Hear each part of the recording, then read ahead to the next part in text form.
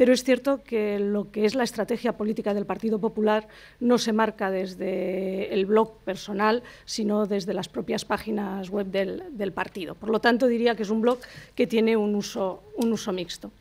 En cuanto a redes sociales, sí que tengo Facebook y tengo que reconocer que, aunque hace tiempo que lo tengo, he sido muy poco activa hasta el último tiempo, en el que entro mucho más de forma personal, intento seguir más a los que son los amigos que tengo apuntados, y además he descubierto, y no me avergüenzo de decirlo, hace pocos días lo del chat, que es una cosa que me engancha, porque como me gusta hablar y me gusta hablar en directo y que me contesten, pues todavía es más rápido que los mensajes en el muro. Por lo tanto, eso tiene un peligro, que cuando una cosa te empieza a gustar y te divierte, te empiezas a enganchar y te quita tiempo para el futuro. La verdad es que Facebook tampoco lo he estado utilizando hasta este momento para transmitir mensajes políticos relacionados por lo menos con lo que es mi actividad política diaria en el Ayuntamiento de Zaragoza, sino mucho más como un blog personal. Pero como he dicho al principio, pues estoy aprendiendo, estoy en los primeros pasos y estoy seguro que desde ahí iremos avanzando. Pero para entrar un poco en polémica con Juan, es cierto que he sido yo la que he puesto sobre la mesa como uno de los peligros y uno de los problemas que pueden tener en estos momentos tanto Internet como las redes sociales, es lo de la información-desinformación. Y te tengo que dar la razón, que eso pasa en todos los medios y cada uno es libre, pues, de creerse aquello que más le convenza o aquello que vea más claro. Pero es cierto que en las redes sociales muchas veces se tiende a hacer doctrina de lo que se dice, de lo que se escribe, y quizá el mayor ejemplo lo tenemos en Wikipedia, donde hay auténticos errores de concepto y de fondo. Y no todo el mundo está preparado para separar el trigo de la paja y para distinguir. Entonces, cuando yo estaba abocando a la necesidad de que el uso de Internet y de las redes sociales se convierta en un elemento de educación, es fundamental precisamente para aprender a su manejo. Yo creo que hay otra cosa que tiene de buena la red, y es que no tendremos que tener tanta memoria. Todo queda escrito, todo queda registrado, y aquí sí que podemos decir que las palabras no se las lleva el viento, con lo cual recurrir a las hemerotecas va a ser mucho más fácil, y esto lo estamos viendo, ¿no?, en los últimos tiempos, como enseguida te sacan a relucir cosas que has dicho pues igual hace meses o incluso hace años.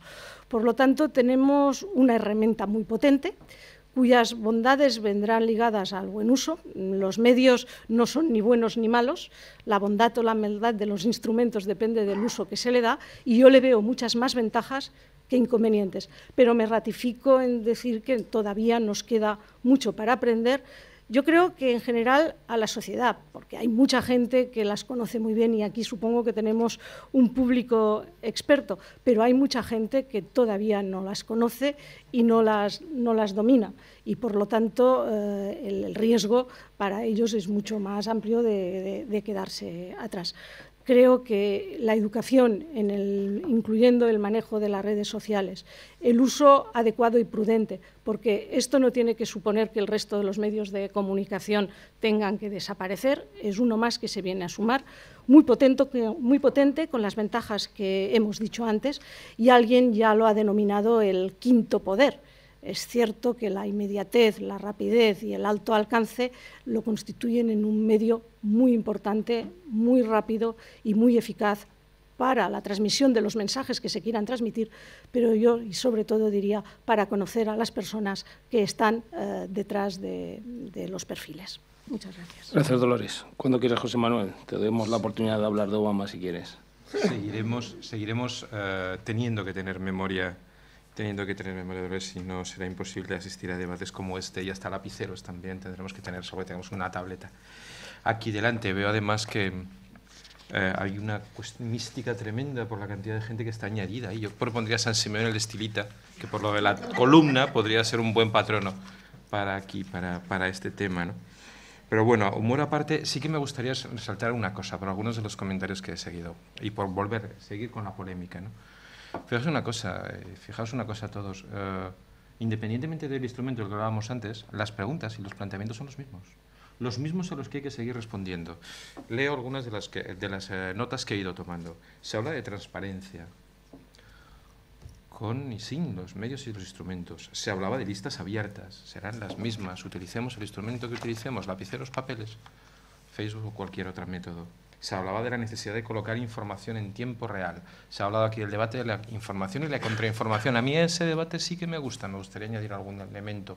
La democratización de la información es fundamental, es esencial. A partir de esas redes sociales, a partir de poder ser capaz de generar y colocar información en la red y por lo tanto distribuirla, hacemos real el tema de la libertad de comunicación, incluso el tema de la libertad de prensa, que es imposible hacerlo real, salvo que tengas el dinero suficiente para tener un medio de información que coloque todas las mañanas encima de la mesa las noticias. Por lo tanto, a mí no me preocupa la información y la contrainformación, por supuesto que sí. Sistemáticamente se hace información y contrainformación, una y otra vez, desde todos absolutamente los medios de comunicación, hasta cuando los romanos marcaban en las tabletas de cera sus cuestiones que dejaban en el foro, por supuesto, también hacían contrainformación, pero la capacidad de que cada cual de democratizar la comunicación, la capacidad de democratizar la información es uno de los principales logros a partir de estas redes, ese es uno de los principales logros.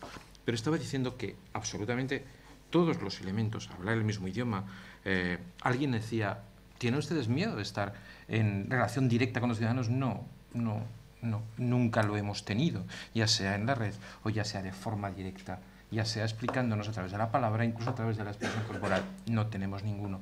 Fíjense ustedes hasta qué punto las polémicas siguen siendo las mismas que mi querido amigo Juan Martín hablaba de participación y de compromiso. Claro, es imposible tener participación, fomentar la participación si no adquieres compromisos en la red y en cualquier otro lugar. En la red y en cualquier otro lugar. Por lo tanto, volvemos a lo que hemos dicho antes. El instrumento es importantísimo y es verdad que condiciona el modo de comunicarse. Pero a la vez no perdamos de vista ese instrumento. Lo que se nos pide es lo mismo que se nos pide por la calle. Tenemos que utilizar los instrumentos que tenemos para poder hacerlo. Ya siento no poder mirar, si miro allí. No les miro a ustedes. No podré tal. Entonces no me hagan gestos o me lo cuentan después. No podremos, no podremos entrar en ese debate ni en esa polémica, ni en uno ni en otro lado. Por lo tanto, hay que tener algo que debatir y los elementos a debatir siguen siendo los mismos. Listas abiertas, transparencia, información, etcétera, etcétera, etcétera, etcétera. La fórmula en la que colocarlos modificará, la inmediatez modificará, la facilidad del alcance a los políticos o a cualquier otro referente de la sociedad modificará, pero los fondos seguirán siendo los mismos. Habrá que responder a las mismas preguntas, habrá que tener la misma memoria y se fomentarán los mismos debates. ¿Hasta cuándo? Volveré a preguntar yo, utilizando cualquier recurso de comunicación que tenga en mi mano, a los partidos grandes, que son los capaces de cambiar la ley electoral, ¿hasta cuándo seguiremos sin tener listas abiertas? Y eso lo haré aquí, así, y con cualquier otro método. Por lo tanto, esos elementos no son susceptibles de cambio, y a esos elementos deberemos de seguir respondiéndolo. Y por cierto, la pregunta que hacíais, claro, que estaremos en los medios y en la red, en la campaña electoral, como lo hemos estado siempre y como lo hemos estado innovando, aunque algunas veces esas innovaciones nos den buenas tortas. Creo recordar la campaña de Gaspar Llamazares en la red en la última campaña electoral, nos ganó una buena parte de críticas, pero bueno, cuando menos, evidentemente esas críticas fueron reales porque a mucha gente le llegó esa fórmula de hacer campaña. Por lo tanto, seguiremos polemizando, seguiremos innovando y seguiremos utilizando esas redes. Aunque en algunos casos algunos hablemos, otros recojan, otros propongan y otros coloquen. Y es verdad, muchos blogs se cierran después de las elecciones, otros no tanto, ¿no? Y a partir de ahí también es cierto que en muchas ocasiones los partidos utilizamos esos blogs y esos medios para informar sobre nosotros mismos. Claro, por supuesto que sí. Qué soluciones y qué planteamientos hacemos a determinadas cuestiones, eso es política y lo seguiremos haciendo, además de poder colocar encima de la mesa y poder llevar a través de esas redes toda la información y toda la democratización que seamos capaces de lograr, ¿no? Gracias, José Manuel. Cuando quieras, Ricardo.